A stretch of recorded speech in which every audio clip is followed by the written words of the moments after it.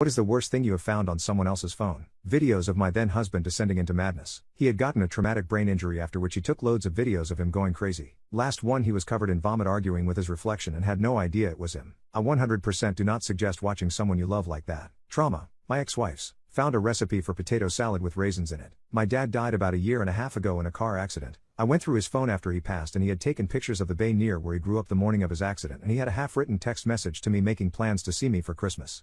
It's not like those things are shocking or awful in any way, but it's shocking and awful in a way that it's a view into a life cut short.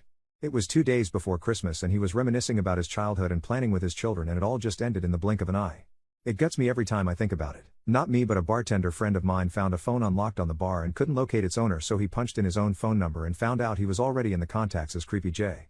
My ex-wife's iTunes on her iPhone was actually the account that I set up for my iPad. She was just too lazy to set up a new account.